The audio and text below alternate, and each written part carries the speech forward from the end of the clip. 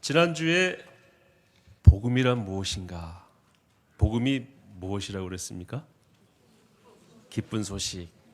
성경 말씀에 의하면은 믿는 자에게 구원을 주시는 하나님의 능력. 믿는 자에게 구원을 주시는 하나님의 능력. 복음은 추상적인 것이 아니고 복음은 구원이고 영생이고 천국이다. 그렇게 말씀을 드렸습니다. 그냥 좋은 소식이기 때문에 들으면 좋고 그걸 안 들으면 그만이고가 아니라 모든 사람이 반드시 들어야 될 천국의 복음이고 구원의 복음이다 하는 것들을 잠깐 정리해서 같이 나눴습니다. 오늘은 그럼 율법은 무엇인가? 그래서 복음과 율법에 대해서 한번 우리가 같이 말씀을 놓고 말씀에 근거해서 좀 나눌 수 있도록 하겠습니다. 율법은 무엇입니까? 네. 율법이 무엇이냐면은 성서신학적으로 말하면은요, 그냥 모세 오경을 율법이라고 합니다. 모세가 쓴 성경 5권이죠. 창세기, 출애굽기, 레위기, 민수기, 신명기. 이 5권을 토라라고 히브리어는 말하고요. 그냥 율법 하면은 요 5가지를 보통 말하고요. 율법과 선지자라고 할 때 선지자는 나머지 성경을 말한다. 그렇게 말할 수도 있습니다. 어쨌든 성경은 크게 보면은 율법과 선지자들이 하나님의 감동을 받아서 기록한 구약을 이제 그렇게 통칭해서 말할 수가 있습니다.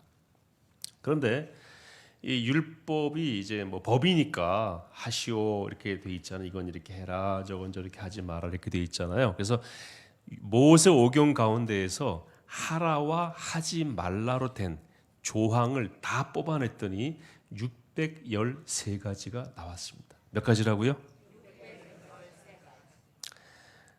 그건 꼭 기억하시면 좋을 것 같아요. 유대인들은 지금도 이 613가지의 근거에서 기본적인 사회법을 만듭니다. 이걸 지키려고 무던 애를 씁니다. 모세오경은 율법은 모세오경이고 모세오경 중에서도 하라 또는 하지 말라로 표기된 613가지가 또 구체적으로 말하면은 율법의 내용이 되겠습니다. 그걸 축소한 것이 뭘까요? 십계명입니다.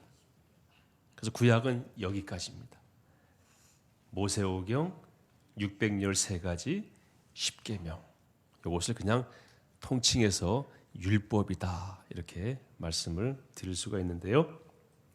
이 율법 안에는 3가지 형태의 법이 있습니다. 첫째는 제사를 드릴 때에 필요한 요소가 포함된 법이 있습니다. 제사와 절기를 지킬 때 필요한 것. 요즘 우리말로 하면은 예배에 필요한 것이죠. 두 번째는 그 당시 사회를 유지하기 위한 법이 있어요. 첫 번째 법은 제사법이라고 그냥 편하게 생각하시면 되고요. 두 번째 법은 그냥 사회법이라고 생각하시면 됩니다. 예를 들면 뭐가 있을까요? 남의 것을 훔친 자는 갚아줘라. 어떻게 갚아주느냐? 똑같이 갚아줘라. 그리고 눈을 뺀 자는 가서 눈을 뽑아라 이거죠. 이걸 동해복수법이라고 합니다. 너무 가혹하지 않나요? 그렇지 않아. 인간은 더 가혹합니다. 우리 뭐로 받고 뭘로 준다고 그러죠? 그 법이 없었으면은 눈을 뽑히면 가서 발톱까지 다 뽑았을 거예요. 근데 하나님께서 거기까지. 그럼 왜 눈을 뽑으라고 그랬을까요? 그 법이 없으면 아무나 가서 눈 뽑을 거예요. 아무나 막 소위 말해 해코지 한다고 그러죠. 그래서 하나님께서는 우리의 죄악된 속성을 아시기 때문에 잘못한 자에게는 벌을 그에 합당하게 주되 그 이상은 하지 마라 이거죠. 우리는 대로 받고 꼭 말로 갚아야 속이 시원한데 하나님은 그만 거기까지. 그러니까 어쨌든 남을 해치면 너도 해침 받을 수 있으니까 하지 마. 이런 것들이 사회법입니다. 부모를 때린 자는 어떻게 하라고 그랬습니까? 어휴, 그렇죠. 돌로 쳐 죽이라고 그랬어요. 그거는 누가 부모를 때리나 보자, 어떤 아들을 죽일까 그러라는 것이 아니라 절대 부모는 때려서는 안 된다 하는 것 틀을 주신 거예요. 이 정신은 지금도 우리가 살려야 됩니다. 그 다음에 세 번째가 이제 도덕법 또는 영원법이 있는데요. 시간이 아무리 가도 꼭 지켜야 될 것. 사회법은 이미 지금 그걸 지키면 우리가 살인자가 됩니다. 부모를 때렸다거나 동네 사람들 모여가지고 그 아들을 돌로 죽이면 전부 뭐가 됩니까? 사회법에 의해서 살인자가 되니까 그건 정신만 받아들이지만 영원법 또는 도덕법이라고 하는 십계명은 영원한 것입니다. 이렇게 세 가지로 나눌 수가 있어요. 오늘 좀 아침부터 추운 날씨에 포에버 예배드리러 왔는데 우리 목사님이 아주 힘들게 하시네요. 여러분들 힘들게 하셔서 죄송하지만 한번 정리하겠습니다. 율법은 모세 오경 613가지, 그걸 줄이면은 십계명. 그리고 613가지나 또는 모세 오경에 나와 있는 율법을 성격별로 나누면은 제사에 관한 법, 사회 유지에 관한 법, 그리고 도덕법 또는 영원을 지켜야 할 법인데 이것은 뭐라고요? 십계명 이렇게 되어 있습니다. 이것이 간단하게 정리한 율법입니다. 이제 포에버 어르신들, 다른 우리 젊은 청년들이 할머니 율법 아세요? 너 좀 앉아봐 하고 이렇게 얘기해 주시면 돼요. 율법은 모세오경이고 613가지에 하라 하지 말라라고 하는 조항으로 되어 있단다. 그걸 축약하면은 십계명인데 성격별로 나누면 제사법, 사회법, 도덕법 또는 영원법으로 나눌 수 있는데 도덕법이 뭔지 아니? 분명히 모를 거예요. 그러면 십계명이란다. 가거라. 딱 그러면 됩니다.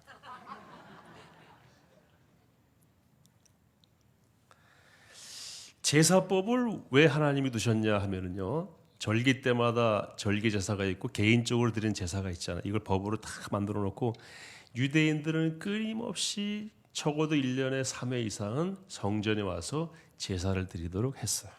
이것은 거룩한 영적인 명절입니다. 너희들이 혹시 나를 잊고 살다가도 제사 때가 되면 와서, 절기 때가 되면 와서 온전히 예배하는 시간을 가져라. 그겁니다. 우리 명절 때 자녀들이 혹시 부모님 믿고 살다가도 명절 때는 가잖아요. 명절 때마저도 안 오면은 이건 좀 문제가 있는 겁니다.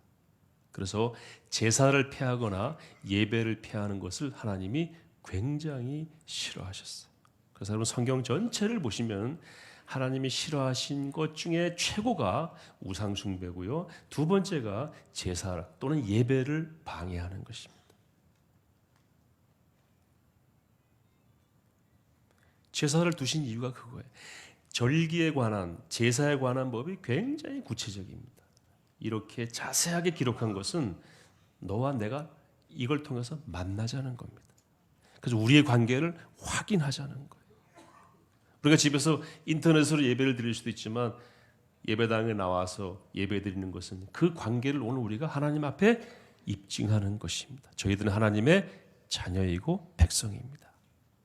그걸 하나님이 귀히 여기셨고 이것을 방해하거나 이것을 훼손하는 것에 대해서는 하나님이 제가 성경을 본 바에 의하면은 우상 숭배 다음으로 싫어하셨어요. 그런데 유대인들이 이 율법에 대해서 오해를 했습니다. 어떻게 오해를 했냐면요, 이 율법을 다 지킴으로써 구원에 이를 수 있다. 제가 최근에, 그러니까 뭐 최근은 아니고 몇 년 전이죠, 이스라엘 대사관에 있는 무관, 그러니까 이제 그분이 공군 대령 사기브라고 하는 이름을 가진 공군 대령이었는데요. 제가 이스라엘 이제 방문하고 싶다 그랬더니 유대인들은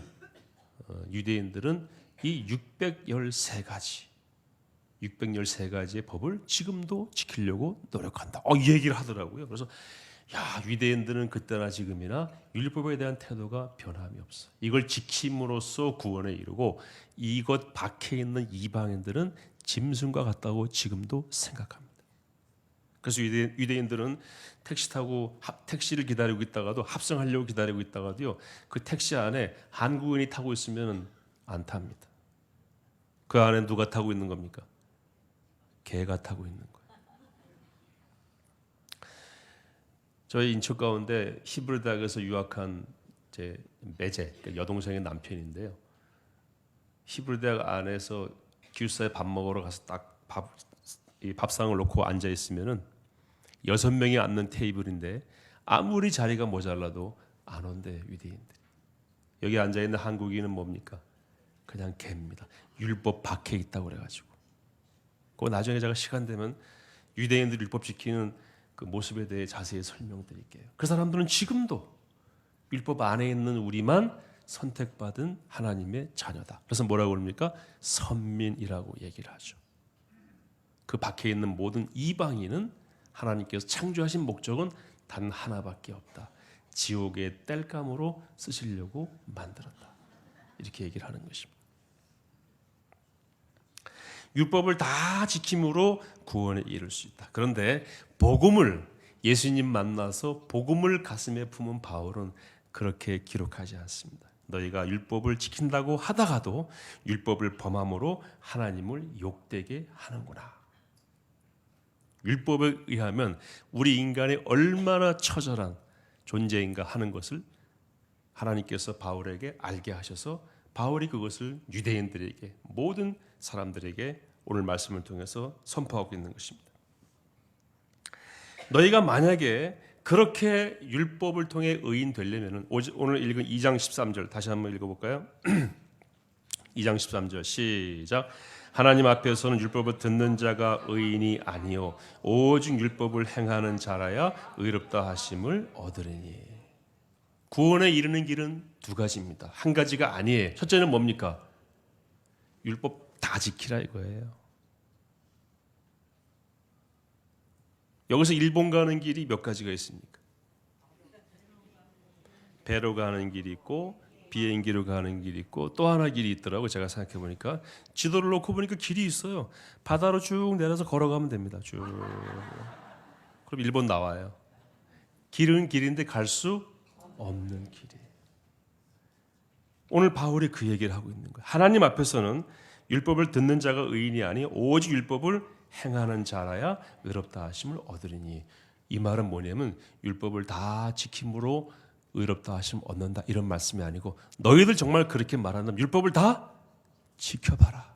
지킬 수 있더냐? 예, 그 질문을 지금 하고 있는 거예요.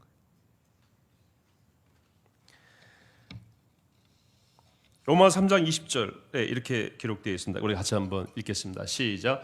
그러므로 율법의 행위로는 그의 앞에 의롭다 하심을 얻을 육체가 없나니 율법으로는 죄를 깨달음이니라.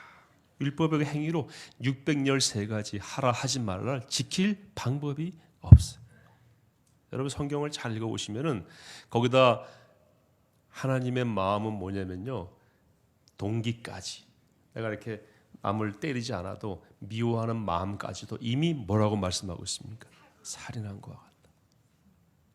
여러분 율법은 뭐냐면은 율법은 하나님의 속성을 우리에게 가시적으로 보여준 테두리입니다. 자, 율법이 있기 전에 죄가 있었습니까? 없었습니까? 율법이 죄라고 해야 죄입니까? 아니면 그 전에도 그건 죄였습니까? 오늘 성경 말씀 로마서 5장 13절에 보시면은요. 화면 준비가 됐는지 모르겠는데 로마서 5장 13절에 죄가 율법이 있기 전에도 세상에 있었으나 율법이 없었을 때에는 죄를 죄로 여기지 아니하였다. 이 말은 뭐냐면 죄를 죄로 생각하지 않았다는 거예요. 그 죄입니까? 죄 아닙니까? 죄예요. 여러분 율법 이전에도 죄가 있었고 율법 밖에도 죄가 있기 때문에 613가지를 다 지켜도 의인이라 말할 수가 없다는 거예요. 그래서 행위로는 아무도 누구든지 의롭다 하심을 얻을 육체가 없다. 유대인들이 충격받기 시작했습니다. 그럼 우린 뭐야? 절기 지키고 지금까지 왔는데 우린 뭐야? 그것으로는 우리를 깨끗하게 할 수가 없다. 율법의 한계죠. 갈라디아서 2장 16절 말씀 좀 길지만 같이 한번 읽겠습니다. 시작. 사람이 의롭게 되는 것은 율법의 행위로 말미암음이 아니요 오직 예수 그리스도를 믿음으로 말미암는 줄 알므로 우리도 그리스도 예수를 믿나니 이는 우리가 율법의 행위로서가 아니고 그리스도를 믿음으로써 의롭다 하심을 얻으려 함이라. 율법의 행위로서는 의롭다 함을 얻을 육체가 없느니라. 여러분 율법 나 잘 모르겠어요. 613가지 잘 모르겠어요 말하시는 분들은 그냥 이렇게 생각하시면 됩니다. 양심. 우리 이런 말 하잖아요. 너는 양심에 찔리지도 않냐 그런 말 있죠. 또는 저 사람은 양심에 털난 것 같아 하는 말이 있는데 오늘 그 말씀이 14절에 나와요. 14절 말씀 다시 한번 보겠습니다. 시작. 율법 없는 이방인이 본성으로 율법의 일을 행할 때에는 이 사람은 율법이 없어도 자기가 자기에게 율법이 되나니. 15절 시작. 이런 이들은 그 양심이 증거가 되어 그 생각들이 서로 혹은 고발하며 혹은 변명하여 그 마음에 새긴 율법의 행위를 나타내느니라. 양심이 뭐예요? 그 사람에게 양심이 율법이나 마찬가지라는 거. 율법 조항을 몰라도 내가 양심에 꺼리낌이 있다라고 생각하는 사람은 이미 뭘 어긴 거와 마찬가지라는 겁니까? 율법을 어긴 거와 마찬가지인데 양심에 꺼리낌이 없는 사람은 존재하지 않는다는 거예요. 그러니까 나는 율법을 몰랐어요. 그런 말 할 필요도 없고 나는 율법 이전에 태어났어요. 그런 말 할 필요도 없어요. 사람은 양심이 그 사람에게는 법이었다라는 말씀입니다. 이해되시죠? 그래서 나는 성경 모르고 성경에서 하라 하지 말라 나 그런 말 들은 적 없어 말하는 사람에게 진지하게 질문하세요. 선생님은 양심의 거리낌이 한 번도 없으셨나요? 아, 있어요. 그럼 그 양심이 선생님에게 주어진 율법이라고 성경은 말씀하고 있습니다. 율법이라고 하는 단어가 우리에게 주어지면서 사실은 명확하게 우리에게 사망 선고를 하고 있는 것입니다. 바울은 그러므로 율법에 기대지 마라. 율법으로는 의롭다 하심을 얻을 육체가 없다.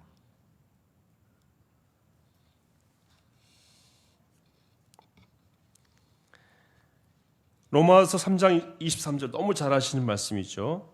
모든 사람이 죄를 범하였으며 율법이 있기 전에도 율법 밖에도 모든 사람이 죄를 범하였으며 하나님의 영광에 이르지 못하다. 이 말은 뭐냐면 하나님께 다다르지 못하였다라는 것입니다. 제가 강원도 어느 부대에 근무할 때인데요. 그 예배를 드리는데 할아버지 한 분이 민간인 할아버지 한 분이 가운데 앞쪽 가운데 우리 여기 신권사님 앉아 계시는 딱 그 자리에 딱 앉아 계세요. 권사. 근데 그 주변이 벼 있어요. 한 반경 한 3m가 이렇게 호응하니 벼 있어요. 근데 할아버지가 예배 끝나고 나갈 때 인사하는데요. 왜 벼 있는지 알겠더라고요. 냄새가요. 와, 장난이 아니에요. 그러니까 병사들이 왔다가 할아버지 앞에 계시면 비키는 거예요. 그래서 제가 할아버지한테 창가로 좀 앉으시라고 그랬어요. 예배 전에 창가에 앉으면 바람이 이제 창문으로 바람이 나가라고 제 생각에는 좀 나가라고 좀 나을 것 같아서 그 벽 쪽이니까 사방으로 비킬 염려는 없잖아요. 안 된대요. 고기서 예배 드리시겠대요. 예배 끝나고 식사를 하는데 꼭 제 옆에 앉으세요. 아무리 맛있는 반찬이 나와도 할아버지 냄새를 이길 수가 없습니다. 할아버지는 아무 상관도 없어요. 70이 넘으신 분이었는데요. 6.25 때 몸이 불구가 돼가지고 가정으로부터 배척받고 혼자 사시는 분이에요. 우리 아내가 그 할아버지에 대해서 자세히 알아보고 저한테 얘기해 주더라고요. 그 다음부터 할아버지한테 자리 비키라는 말씀을 안 드렸어요. 근데 문제는 뭐냐면 냄새를 해결할 방법이 없는 거예요. 근데 어느 날 새벽기도 마치고 우리 아내가 할아버지를 모시고 왔어요, 집으로.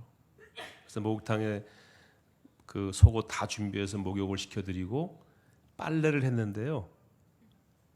속옷은 빨 수가 없어요.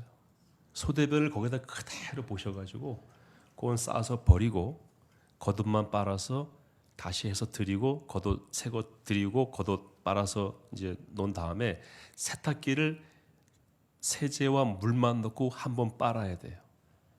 세탁기 안에서 냄새가 장난이 아닙니다. 그걸 한참 동안 하다가 우리 집 사람이 지쳐가지고 저한테 SOS, 당신이 좀 목욕시켜드리면 안 되겠냐고. 내가 하겠다고. 일반 목욕탕에 못 모시고 갑니다. 그래서 부대 안에 목욕탕이 있는데 간부들이 쓰는 목욕탕이 있어요. 거기로 토요일 날 오후마다 제가 이제 저희 찝차 그거 타고 가서 이렇게 할아버지를 모시고 와서 목욕을 다 시켜드리고 그 다음에 새 옷 입혀서 보내드려요. 그게 이제 토요일이거든요. 주일날 냄새가 날까요, 안 날까요? 납니다. 그 사이에 또 용변 보시잖아요. 네. 그래서 그걸 제가 이제 계속 하니까 우리 병사들이 이제 꾀가 나가지고요.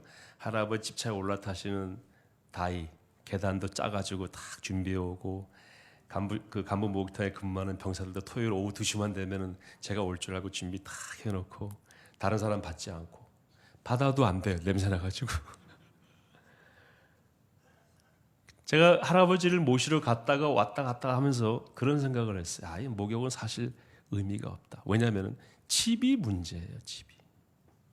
그 이불 속에 완전히 화장실이라고 보시면 돼요. 그러니까 아무리 목욕시켜드려도요. 그 이불 속에 한번 들어가서 나오시면은 안 돼. 그래서 심지어는 우리 아내가 할아버지 집에 가서 한번 청소를 해드렸대. 청소 싹 해도 이불 싹 갈아드렸거든요. 똑같아요. 왜? 또 대소변을 못 가르시니까. 그래서 너무 그 청소하는 동안은 냄새가 나가지고 머리가 아프다 저보고 방독면 좀 구해달라고 그러더라고요. 그래서 우리 아내하고 이제 고민이었어요. 어떻게 할아버지를 도와드릴까 하다 집을 새로 져드려야 되는가 하는 생각까지 하고 제가 미국으로 공부를 하러 가게 돼서 그 부대를 떠나게 됐습니다. 떠나서도 그 할아버지 걱정이에요. 그래서 제가 후배 목사님한테 이런 할아버지가 있으니까 그렇게 아시라고 말하고 갔지 내가 목욕을 시켜드렸으니까 당신이 목욕시켜 이런 부탁은 못 하겠더라고요. 제가 미국 가서 안부 전화하면서 거기 사시는 집사님들한테 꼭 여쭤보는 게 할아버지 어떠세요? 그러면 여전히 잘 나오신다고. 할아버지 그 목욕을 좀 시켜드려야 되는데 그랬더니 후임 목사님이 시키고 있어요 그러더라고요. 제 후배 군목이었는데 그래서 제가 속으로 그랬어요. 야 그래도 목사는 목사구나. 네. 제가 한국을 돌아와서 가장 먼저 안부를 여쭙는데 돌아가셨어요. 자, 그분 생각하면은 천국 가셨죠. 구원의 확신이 분명히 있으셨고요. 그 없는 수입에도 꼬깃꼬깃해서 11조 내셨고요. 11조에서도 냄새가 장난이 아니에요. 그래서 우리 아이들은 할아버지 모시고 차에 타면은 딱 타는 순간 코 막았어요. 코 막고 창문 열고 이러고 다녔어요. 우리 할아버지가 바로 누구냐 하면 제 자신입니다.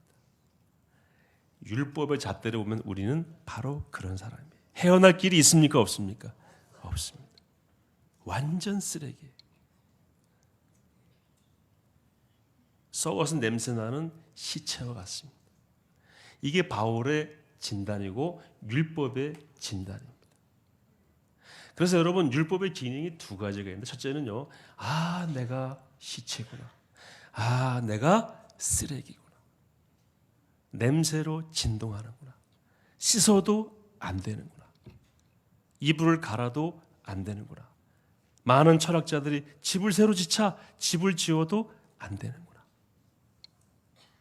절망입니다. 절망이라는 걸 알라 이거예요. 이게 율법의 첫 번째 기능이죠. 두 번째 기능은 무엇이냐면요. 그러면 이제 어떻게 해야 될 것인가? 방법이 없네. 이런 방법 저 방법 철학으로 다른 종교로 선행으로 도덕성으로 노력해 봤지만 안 되는구나 라고 해서 우리를 완전히 신분을 바꿔놓으시는 의롭게 하시는 그 예수 그리스도께로 인도하는 것이 율법의 기능이라는 것입니다. 그래서 여러분 율법이 필요합니까? 필요하지 않습니까? 필요합니다. 그래서 예수님께서는 나는 율법을 폐하러 온 것이 아니고 율법을 완성하러 왔다. 율법의 그 기능을 온전케 하러 왔다라고 말씀하신 것입니다. 이것이 율법과 복음의 관계입니다.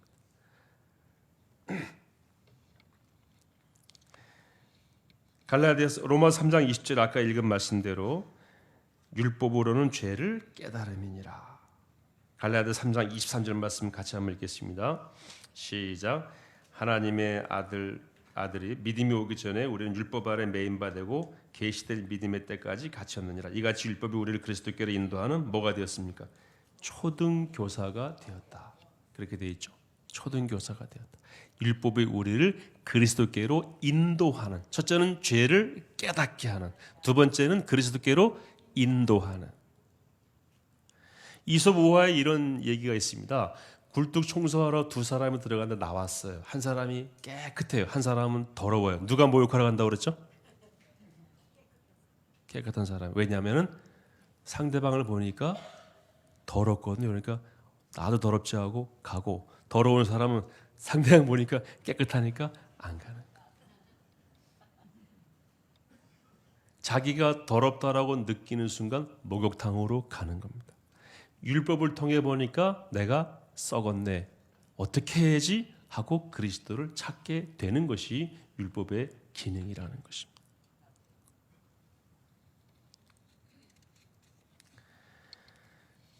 초등교사가 지난 우리 옛날 성경에는 몽학 선생으로 되어 있거든요. 그죠? 이 몽학 선생에 대해 좀 설명을 드려야 이게 이해가 됩니다. 초등교사는요, 쉽게 말하면 가정교사인데, 스쿨 마스터라고 옛날 성경에 되어 있죠. 가정교사인데 보통 노예들이 그 선생님 역할을 했습니다. 똑똑한 노예들이. 그래서 주인의 아들을 노예에게 맡기는 겁니다. 언제까지 맡기냐면 성인 될 때까지 맡기는 거예요. 노예의 신분이지만 주인의 주인이 된 거예요. 이 선생님 말 들어야 됩니다. 선생님이 주관합니다. 그런데 성인이 되면은 학생이 노예를 주관합니다. 신분이 완전히 바뀌는 거죠. 저희가 임관할 때 저희를 가르쳤던 계급 낮은 장교나 부사관들이 임관하고 계급장을 딱 달면은 그 자리에서 격려합니다. 똑같아요. 율법이 복음이 오기 전까지는 우리를 주관했지만 복음이 온 다음에는 복음이 율법을 주관한다는 거예요. 초등학문 또 초등교사 또는 몽학 선생과 같은 역할이었지. 누구에게로 인도하는? 그리스도께로 인도하는. 그리스도께로 인도한 다음에는 율법은 우리를 주관하지 못한다. 우리를 의롭게 하는 것은 오직 예수 그리스도의 복음이다. 이렇게 성경은 말씀하고 있습니다. 그래서 갈라디아 3장 13절 같이 한번 읽겠습니다. 시작. 갈라디아 3장 13절. 제가 이 원고를 아침에 줘가지고요, 자막 만드는 우리 간사님이 미처 못 만든 것 같은데 제가 읽어드리겠습니다. 그리스도께서 우리를 위하여 저주를 받은 바 되사 율법의 저주에서 우리를 속량하셨으니 기록된 바 나무에 달린 자마다 저주 아래에 있는 자라 하였음이라. 아멘. 나무에 달려 죽는 자는 저주 받아서 죽는 것이다 라고 하는 율법의 내용이 예수님이 십자가에 달려 죽으심으로 그 저주를 받은 분으로 됐다는 것을 말씀하고 있어요. 그 율법의 모든 제사가 사실은 예수님이 제물로 하나님께 드려질 거에 대한 예표였다는 것입니다. 뭐라고요? 예표 또는 모형. 한번 따라해 주세요. 모형.